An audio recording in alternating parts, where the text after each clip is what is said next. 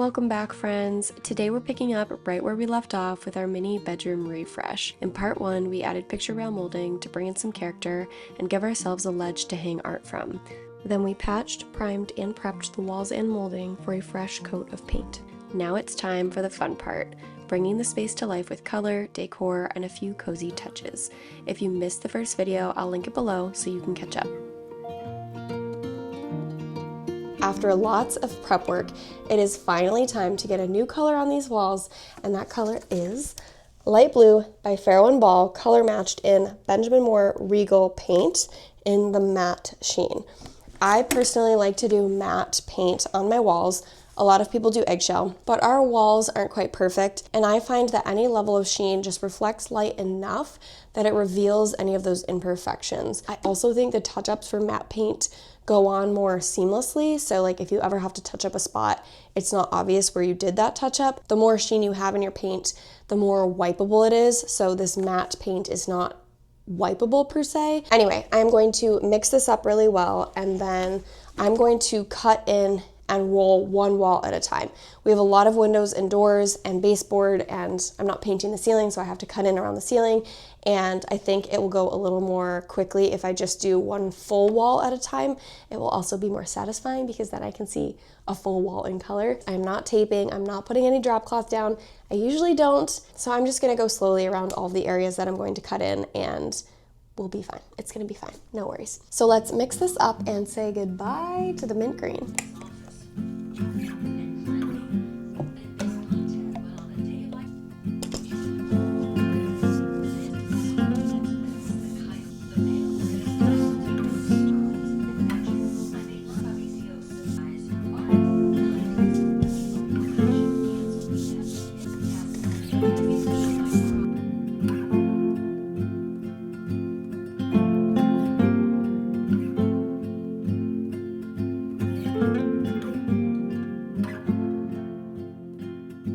Okay, still drying, obviously, but this looks so much better.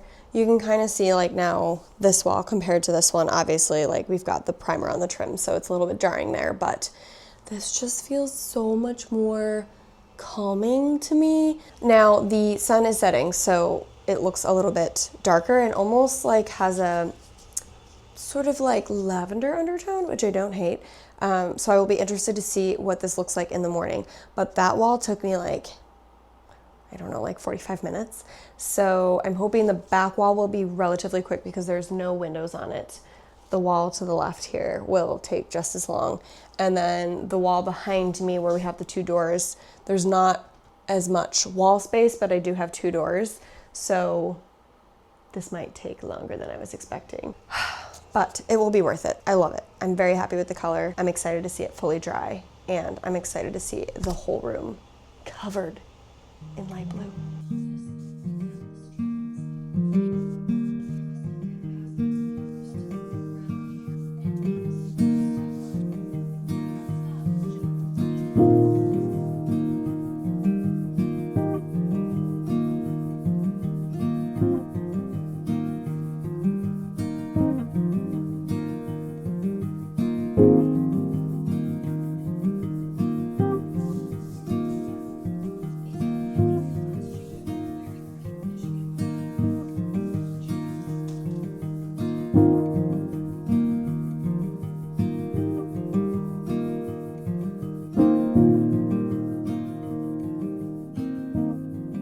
Paint is officially done.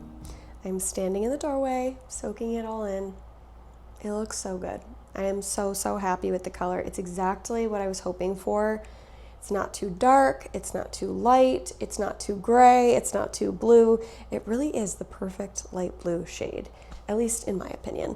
I tend to like things that are a little less saturated. I did end up putting a second coat on the walls. The first coat went on pretty darn well, but there were just a few areas where I could see through, and I figured since I already had the furniture moved, I already had all of the paint supplies out, it was just easier to get it done, and I'm glad I did.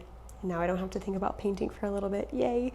I did not paint the ceiling, we're still waiting on that. I'm gonna sit on it, think about it, see how I feel over the next several weeks, and then we can do that as like a phase 2 type of thing. But yeah, just the walls alone make such a big difference, and I'm going to show you right now. So it's not a significant dramatic change from the mint green, but there's just something about the color that feels so much more us, much more calming. It feels more neutral. I think it's that like slightly gray undertone that just feels like we can swap up decor and we're not committing to one particular like colorway or color scheme. I especially love the painted trim. I think that just helps like keep your eye going up to the ceiling. I ended up purchasing the same paintable switch and plug plates that I used in our office. These are really nice because they just go right over your existing plug, even if it's not like the right color or anything. It's just one piece and you don't see the plug through. So you can paint it the same color as your wall, and then it just blends in really nicely, which I love. I do need to just take a small paintbrush and paint over these little screws so those don't stand out. But especially in this space where we have like 2 or 3 plugs on every wall, which I love, it's really nice to have those, they can just be a bit of an eyesore. And this way they just kind of like blend in nicely. So I will link those because I've used them in several different rooms. They're really, really handy. And if you don't love looking at your plugs, that's a nice way to kind of disguise them. We do, however, need to change out the switches here. They had like a cream switch and plate cover, which worked when it all matched, but now that we have the painted switch cover, I want to change these out to a bright white. So for now I just put the cover in place, but we'll swap those out when I have help from that. Now that the painting is done, yay, we get to move on to one of my favorite parts of any project, which is decorating. The first thing I'm going to do is reinstall our curtains using the same faux antique brass rods and the velvet olive green curtains I had before. I originally purchased these knowing that at some point I wanted to paint the bedroom some kind of dusty blue so that they would work when I changed the color. Long term, I would love to source some secondhand designer curtains, but they can be tricky to find, especially if you're looking for particular designers. I love Schumacher, Sister Parish, Lee Joffa, but you know, on top of trying to find a specific pattern, you also need to find the quantity of curtains you need, good quality, and the right size. So there's a lot of criteria, but they are on my list and I'm always keeping my eyes peeled. And in the meantime, I think these olive green curtains and the brass rod will really help add a little bit of warmth and depth to the space, especially now that we have a cool tone on the walls. When I took the curtains down, I took all of the anchors out except for the anchors that were on the outside of the 2 windows near the corner here. Reason being, I can't extend the curtain rod any closer to the wall there, so I figured I would just help myself and leave them in place. But on the opposite side and on the other 2 windows where we have more space to extend the rod, I did want to install the rod a little bit wider so that I could push the curtains a little bit further to the left and right and expose more of the window trim. I just think that will help make the windows feel a little bit bigger, and since we have the space, I might as well stretch the rod out a few inches on both sides. So I'm going to start by installing the hooks here. I'll put the rod in place and then we'll kind of measure out this way a little bit. So the ones here on the corners will be a little bit asymmetrical, but I think that's okay because they are so close to the other wall. We'll see how it looks.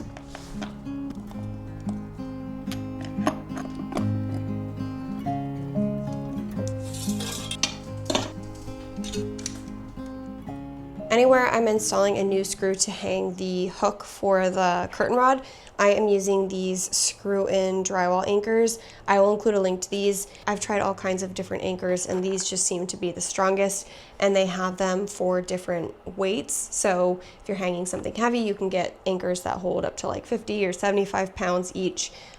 So there's a lot of flexibility, but I just feel like they're the strongest. They're also the easiest to get out when you want to remove them. So. All right, fingers crossed. Let's see if this is level.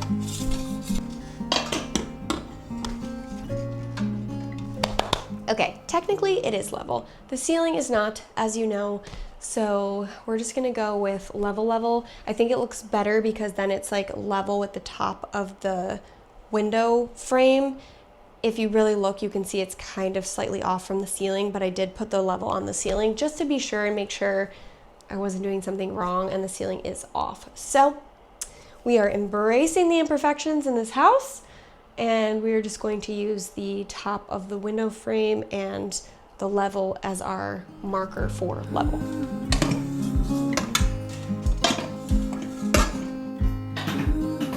The curtain rods are all installed, so now it is time to hang our curtains. Like I said, I am just going to use the same curtains I had before. It's just a faux olive green velvet. I purchased these from Amazon, so I will include a link in the description below. These are just very inexpensive, so they don't have any sort of curtain tape sewn onto them. They just have a rod pocket sewn in the top, so you can slip this over a rod and just slide it back and forth that way. Or you can use these little curtain rings like I use. They have a little clip at the end. I like to kind of create faux pleats and then clip kind of on the fold like that, so that when I hang the curtain from the other side, I have the look, it's kind of hard to tell, of like a pleat, you know, every few inches or so. So I will show you kind of how I do this more close up. But this is one way to elevate a very simple curtain like this. You can also buy curtain tape and just sew that or iron it onto the back, and then use those little hooks that you can attach to rings to slide across the rod. So there are lots of different ways to do this, but I find this easiest. The one downside, which drives Matt and I a little bit nuts if we're too hard on the curtains when we pull them, is over time, some of these can just like come unclipped from the fabric. So if you do it this way, just make sure you're gentle when you're sliding your curtains open and close, because every so often you have to like re-clip the fabric. So to install all of the clips equidistant, I just keep folding the fabric in half. You could certainly measure, but if you use this sort of halfway point as your clip location, and then you fold it in half again, and you take the clip location at the fold, then when you unfold everything, all of the clips will be perfectly spaced apart. So I'll show you how I do that. You want to make sure the front side of the curtain is facing you. So the first thing I do is fold it in half, pull it nice and taut, and then where the fold is here at the end, you're just going to take your first clip and clip right over that fold. Just like that. Then what you're gonna do is take half of the curtain, so leave the bottom half, take this half, and fold it in on itself. So I have it flat like this. I'm kind of moving my finger down the center to fold it in, and I'm taking the very edge and meeting that clip I just put on. So now I've got another halfway point and another fold that I can clip together. Now, I'm going to do that same thing one more time with this last little bit of fabric. I'm going to slide my finger down as like sort of a place for the fold. I'm going to fold the fabric in so that the edge of the curtain meets that clip I just added, and then I'm going to clip at the fold right here at the end. And then now we just have this little piece of fabric left at the end, so I just add one clip there so that when we actually hang it, this little end flap isn't dangling. So now you can see we've got 3 that are equidistant, but we need to kind of keep working our way back now. So anywhere you have a gap between rings, you can just take the 2 rings, meet them together, and then clip at the fold you created. So we've got half the curtain done. Now we need to do the same thing to the other half of the curtain, which has no clips on it. So I just kind of slide this to the side, and then I do the same thing I did on the left side. So now when we hold up our curtain, you can kind of see all of the rings are evenly spaced out, and if I grab them all together as though I'm going to slide them onto the rod, you can see we've created these nice even pleats, and now when we hang them, it just looks a little more elevated and layered and not too flat. I just line up all the rings on one finger, and then you can just slide them right over the end. So now you can see we've got this beautiful pleating.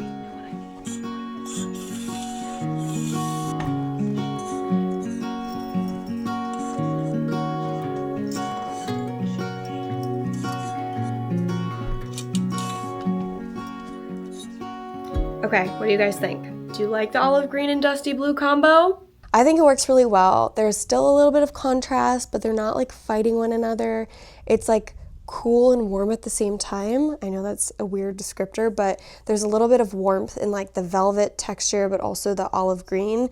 And I think it just complements the dusty blue really well. So I'm really happy with that color combo, and I think it's going to open up some opportunities in other areas. I don't think I've shown you the rug in this room yet. Let me flip the camera and I'll show you that. I purchased this when we initially moved into the space because I just loved this color combination, and it's coming off more like beigey and gray in the camera, but it has some sort of like dusty blues and sort of like warm greenish brown hues in it. And so I guess I've always kind of been leaning toward this color scheme, but you can kind of see in this shot how like it's not quite blue, but it plays nicely with the blue, and it's not quite green, but it plays nicely with the olive. So they're all like in the same family, but we're kind of like pushing the like boundaries a little bit to expand our color palette. I have been dying to get some pattern and color on the bed for the length of us being in this room. I've had white sheets, white duvet cover, the beige sort of like linen-y covering on the bed frame, which I love, but I feel like it's too flat. It needs some love. So I went to Target, I went to Home Goods, I did a little bit of shopping, and I was able to grab a mixture of things that I think will play really nicely on the bed. I also grabbed a throw blanket, which goodness knows I do not need another one. Yeah, I have an addiction to blankets. I just love them. But I did grab one that I think will work nicely, so we'll see.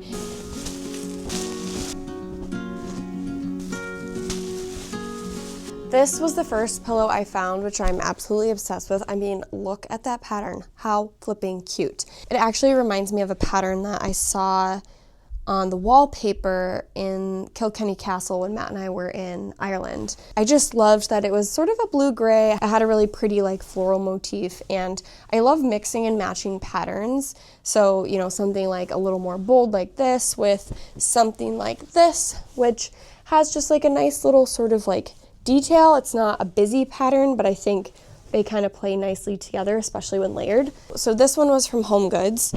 This guy was from Target. I also got this other green one. It's more of a like textural kind of plaid pattern, all one color.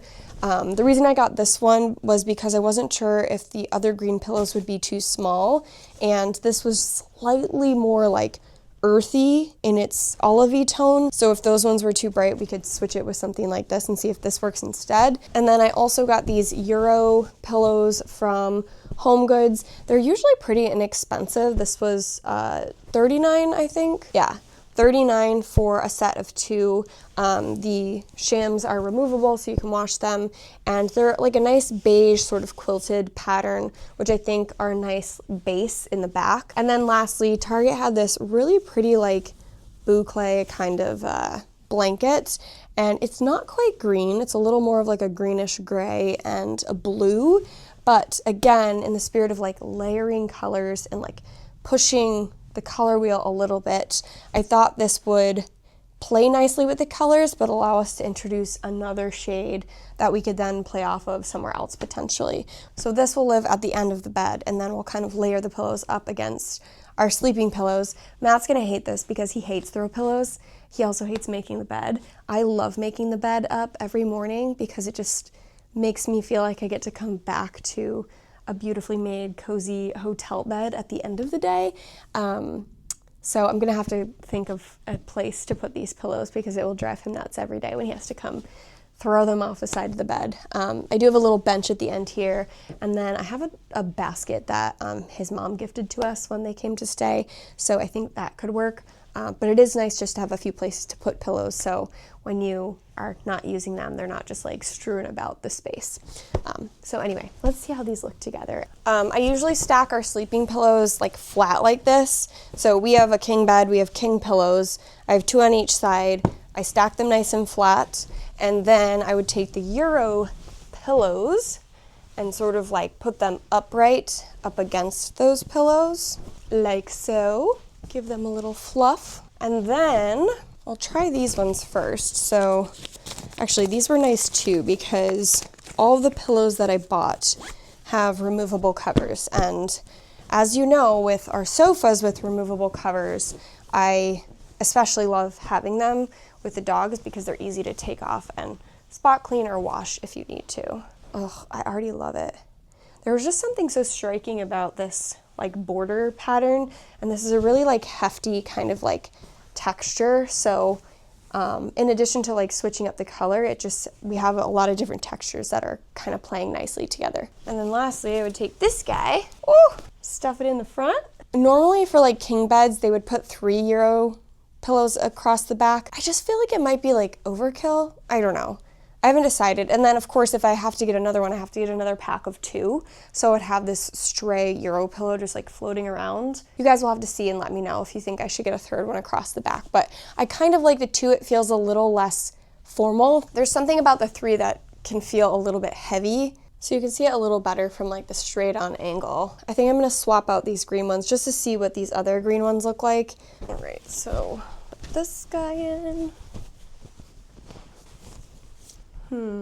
Now they feel a little bit too big, like the size of these slightly larger green pillows is just a little too close to the size of the Euro pillows, so like you don't get as much of a layered look. It's almost blocking the whole Euro pillow. So I think I actually like this smaller one better. I also like the border because it just introduces another pattern. Yeah, I think I like the smaller one on the right. Lastly, I wanted to try this throw blanket at the end of the bed. It is a little bit darker, so it's giving probably more fall than summer, but that's okay because we're kind of closer to fall than we are summer now, so this is so good. Okay, so I love to do like a bunched kind of look. Feels a little more casual. Pull a little extra. Oh my gosh. You guys, I'm dying. This is so good. This is so good. I am a huge fan of chappy wrap blankets, and I really did want to get one for this room, and I might eventually, but I'm super impatient. So when I was at Target, I was like, I'm just gonna grab something that I think will work, and then, you know, we'll look for other blankets we can swap in and out over time. But I'm really happy I went with this. I was like on the fence, and this looks so cute. I have completed every other task I can think of, so there is no more time to procrastinate on hanging artwork on the walls. I know it seems like a very simple task, but for some reason, it's one of those things that I get really hung up on. My goal with this is to just work with artwork I already have. I love to go thrifting and antiquing. If that is something you also like, make sure you're subscribed to the channel so we can go shopping together in the future. But over the course of several different thrift trips, I have collected a decent amount of frames. Some are empty, some have artwork in them, but they've just been sitting in a closet waiting to be hung on the walls, waiting to be rediscovered, waiting to be filled with art, and now's the time. I pulled out a mix of things that I think might work well in this room. I have done a little pre-planning behind the scenes, just kind of thinking about how many pieces I want to hang on the wall, where I want to hang things, and just a variety of shapes and sizes and styles. Before I start hanging things on the wall, I'm just going to lay out all of my frames and art here on the floor to make sure everything kind of feels cohesive, nothing is like standing out like a sore thumb. Once we're feeling good about the curated gallery, if you will, I will show you how I'm going to hang everything with chain and hooks and whatnot, and then we'll start hanging stuff on the wall and see how it comes together.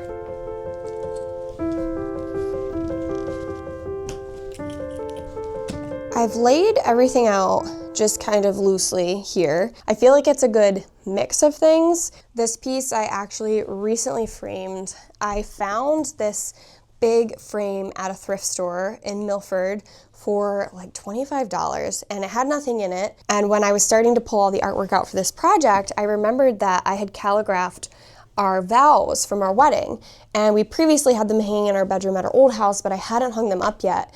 And when I pulled this frame out, I was like, ooh, I could remat our vows. So I cut a new mat board, and I actually covered that mat board in fabric just to give it like a nice texture. And then this is super random, but I just love a bow. I love a fabric element, like just texture and layers. So I had some extra ribbon and fabric, and I just tied that at the top because I thought it was cute. These two pieces are very close to our hearts because we are obsessed with our dogs. And a friend of ours' sister actually painted these for us. So I've had the paintings, but I wanted to obviously frame them so we could hang them. And since I had just done the fabric matting on this one, I was like, ooh, what if I did like a patterned fabric? And if you followed along when we did the office renovation, I actually purchased sheets from Target and cut those up to make curtains for the office cabinet doors. And I had some fabric left over. So I cut new mats for these frames, and I used spray adhesive to attach some fabric to them, and I thought it just added a nice little color and personality, if you will, to these two frames. I sourced this mirror on Facebook Marketplace probably like 2 years ago now, and it's been sitting in the barn covered in dust. I was originally planning to hang this in the office, but for now, since I haven't really decided what I'm going to do in the office, I thought it would be nice to put on the walls in this space. It reflects light, it's nice to have an extra mirror, and I love the unique shape of it. I just feel like it breaks up all the boxy squares and rectangles, so I wanted to see how that would look on the wall. And then this little set over here, I'm thinking we will hang over the bed. I've always had this hat over the center of the bed. It's from our wedding. I wore it in some of our photos, and I absolutely love it. It's just, I don't know, it's very me. And actually Matt likes it too, so that's always a plus. But it works so perfectly above the headboard, and so I feel like that's a good centerpiece, at least for the summer. And then I wanted to find a couple of pieces that felt a little more seasonal and or worked well together. This one is not necessarily seasonal, but it does work well with the other pieces I picked. Matt and I did a fun little DIY project with the dogs where we put paint on their paws and had them walk over fabric to get little like paw prints. It was as messy as you can imagine and didn't quite go the way that I was expecting, but we were able to get a couple of solid prints. So I would love to do it again at some point. Maybe we can do that project together, but I thought that would be a fun one. And I love obviously this like dusty blue color. And then I have a couple of like beachy paintings. So Matt's grandmother painted this. She's an incredibly talented artist. So I thought this one would look nice, just kind of paired together with that. And then on the other side here, I have a painting that I purchased at a thrift store. I honestly can't remember how much it was and where I found it at this point. It's been in the closet for quite some time, but like the other one, it just feels very summery and soft, and I'm a sucker for beach themed artwork, particularly like softer pastel tones, not so much like the bright cyans, but this one was right on the edge and it just felt very, I don't know, it just made me happy. So I thought this sort of set worked well together. We'll see how it looks on the wall. I would love for this to be portrait, just so it was a little bit taller, but you know, I think it's okay. So that's kind of what I'm working with. The beauty of this, and the whole reason I installed the picture rail molding, is because it's easy to change things out. So I think I'm just gonna put stuff up there and see how it feels. Just sit with it for a few weeks. And if something is just not feeling right, I can easily take it down and swap it out. I don't have to poke holes in the wall. I don't have to patch holes. We can just use the hooks that we hang off of the picture rail molding and cut new chain, and it's as easy as that. So speaking of hooks and chain and all the things to hang the artwork, I will show you what I purchased. It's a lot of different things. I have been to the store like 5 times. That is not an exaggeration. I literally think I've been there 5 times. And I've also ordered from Amazon. So I was struggling when I was kind of pulling out this artwork. I was looking at the backs of them to see how I could hang like hooks from the art so that I could attach it to a piece of chain and hang it to the wall. So the way this system kind of works is I have these little hooks. You can see there's like a little curve there. So that goes over the top of the picture rail molding. So now we've got a nice sturdy hook that we can hang something off of. Next, you need something to hang off of that hook. So you can do a ton of different things. You could do ribbon, you could do this picture hanging wire, you could get decorative chain. You can really do whatever you want. It's just something that needs to be able to support the weight of whatever frame or mirror or art you're hanging. So I have tried a couple of different things. I had a thinner chain, but it wasn't strong enough. So I ended up purchasing this plumber's chain from Amazon. I thought this would be easier to find in like hardware stores, but of course they do not have this like gold brass color. There is brass jack chain you can get. I will include a link in the description if you're also doing this and you want some options. But it's a little bit pricier, and of course I had to wait, and I needed this like yesterday, so I just ordered this one on Amazon, and I had seen previous creators use this plumber's chain as sort of a replacement for the jack chain. It's got a 35-pound weight capacity, so I know it will hang the weight of all of the different art that I'm hanging, and you can just cut it with bolt cutters. These are probably much bigger than I need, but we just have some more heavy-duty ones, and those will work fine. And then of course you need a way to attach the chain to the back of the picture frame. And that's where things got kind of crazy because there's just so many different types of frames, and some are wood, some are plastic. So I bought these little screw eyes in different sizes to screw into the back that I could put these S hooks into. Let's see if I can grab one. So this little S hook would like hook through the little eye there, and then the other side would hook through the chain. So that's one way to do it. I bought these little D rings, which didn't end up actually working out, and I didn't need them, so I might be able to return those. I got these little split rings, so I can use this to hang off of a screw eye and attach to the chain. I got these little lanyard hooks. These were in the jewelry section at Michael's.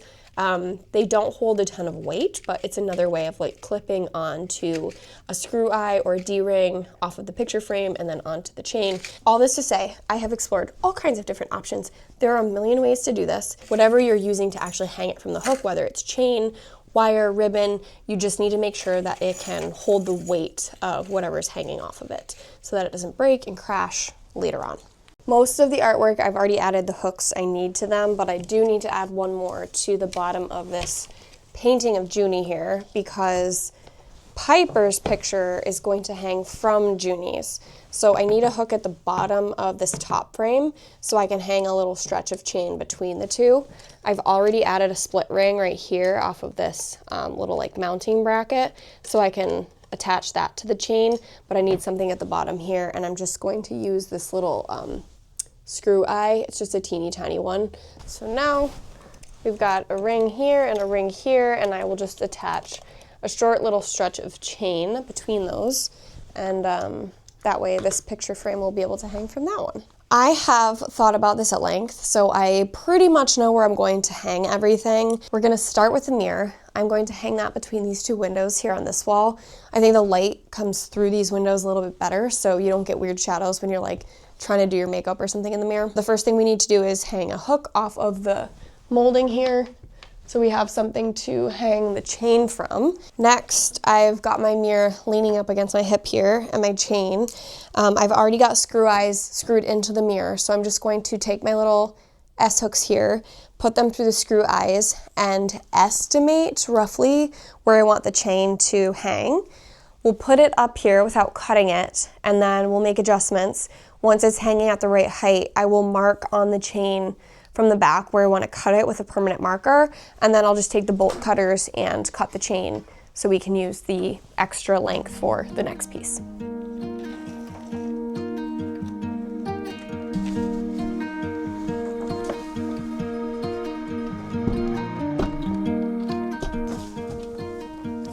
The real question will be if this is tall enough for Matt. He's definitely taller than me, so I just want to make sure he's not kind of like overshooting it, in which case we can pull it up a smidge. But I do like that you can see just a little bit of chain at the top, so it's kind of like jewelry for the mirror.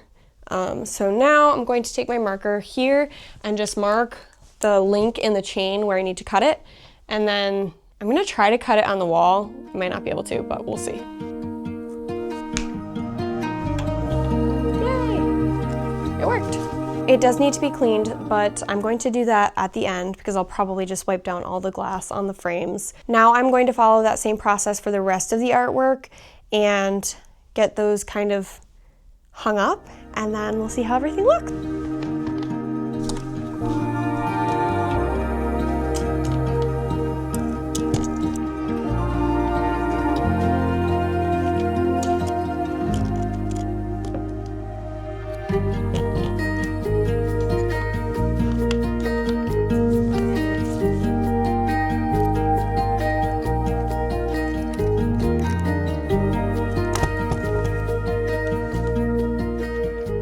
Putting art on your walls makes such a difference. It just makes this space all of a sudden feel like a person's room. It just feels warm and inviting, and I'm really liking this. I don't think it's quite perfect, I won't lie, okay? I want this to be an honest space on the internet. It's not like 100% perfect for me. I think it's a combination of like the colors of the frames and the colors in the art in the frames. They're a little more like saturated than I tend to gravitate toward, but we use things that just were in the closet that I had already collected or previously made. So there was no like customizing the art here. And I think we did a pretty darn good job working with what we had already collected. So I'll show you where we're at, and I would love to hear what you guys think. Like, be honest in the comments. Tell me if you're liking this. Tell me if you would have done it differently. Tell me if you have any favorite pieces, and I'm just being hypercritical of myself, because that's, you know, as a creative, we always are our own worst critics, and we look at things with a very critical eye. So this is our view now when we walk in. So cute. It's asymmetrical, right? Like, it's not perfect, and this particular piece is just a little more cyan, like it's very saturated in the sky than I would like. I actually don't mind that one because it's so teeny weeny, but that's like a bigger space. But I like that we have the balance of that color in the two pieces. And I like that this one's a little bit bigger with a darker frame. Over here is where we have our vows, which I just think I'm like emotionally attached to these. And I really love how I rematted them. So for now, I'm okay with the larger frame. It doesn't bother me that it's like touching the curtains. There's just something about this that feels very intimate. It's very personal. And I love that it's sort of like royally framed. And then lastly, on this side, we have the mirror, which as you can see, it has a lot more breathing room. And I really do like that. I feel like that like nice vertical shape fits well in that space. Over here, don't mind the mess here on the shelf. We've got our two doggy prints, which you could argue that the vows could go on this wall, and they definitely could, but I kind of love the sort of like focus around these two pieces. Just having that big breathable space around it really draws your eye in, and these are really special pieces to us. So I want to change this color. Again, I feel like in this particular space, it feels a little too bright. So I might just mix up like a sort of more neutral color, like maybe a tan or like a light gray, and just paint over that blue in the background so it doesn't feel so jarring. But again, that actually matches the cyan and the paintings over here. So while it's not my favorite, I do feel like there's consistency, and you know, for now it works nicely. Before we officially call this space done, I have one more item that I wanted to try and place to see if we like. So a few weeks back, I spotted this set of lamps on Facebook Marketplace for $50, and I thought, why not? I'll grab them, see if they might work in the bedroom, knowing at the time that I was refreshing the space. I love the sort of natural stone look, and they are a little bit bigger than what I currently have, but I love the lamps we currently have. And the only downside, if there even is one, is that I think we have space to go a little bit bigger potentially, not huge, but just like a few inches of height and potentially some wider shades. If they don't work, I can easily resell them. But before we kind of wrap things up, I wanted to pop them on the nightstands, see if we like them. If not, I will swap them back out and show you the final look. I like that these have kind of a fun silhouette, and I do like that they're taller. I just feel like it creates like a nice visual distance between the top of the headboard and the top of the lamp. There's something about it that kind of feels maybe dated. I feel like these could work in the right space, but it might not be this one. And when we turn the light on, it is super yellow. So I feel like it's like the liner on the inside of the shade. It's like kind of a creamy yellow. It's probably a bit aged. But it just almost feels like this neon glow. So I feel like we would also need to swap out the lampshades. What do you guys think? These lamps or these lamps? I think if I'm being honest, I'm leaning towards these. I just love them. They are a little bit smaller. They're not significantly shorter. It's just like a few inches. And one of the things I've always kind of envisioned with these is adding like a really beautiful pleated fabric to the lampshade, just to kind of create like a fun color pattern pop here on each of the nightstands. And I just think it would work better with this than with those other lamps. So these just speak to me more. Let me know what you guys think. I definitely want to hear from you. I know those are super fun, but I don't know if this is exactly the right space. The other thing I could think about in the future is getting like slightly wider lampshades for these two lamps because it would give the illusion that they're bigger, not necessarily taller, but just kind of a little more grand in the space. It's such a small thing, and it's easy to change and swap out and evolve things in the future. But I just love a blue and white pattern, and you know I'm a blue-green girl, and I thought I would like the stone look. I feel like it's very Studio McGee, but these feel more Alice Lane. If you don't know Alice Lane, look them up. Their style is magnificent. They have a podcast called Dear Alice, which is so fun to listen to if you love design and styling. And they're just also really nice to listen to. They're just very sweet gals. But anyway, I think I'm gonna leave it. And without further ado, I will show you how everything came together.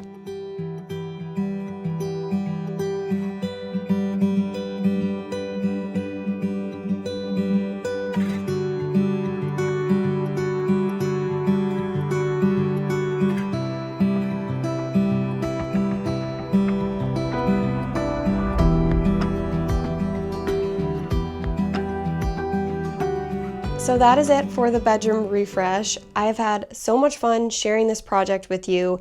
I hope you've learned a little something, enjoyed following along, and gathered a little bit of inspiration for a space of your own.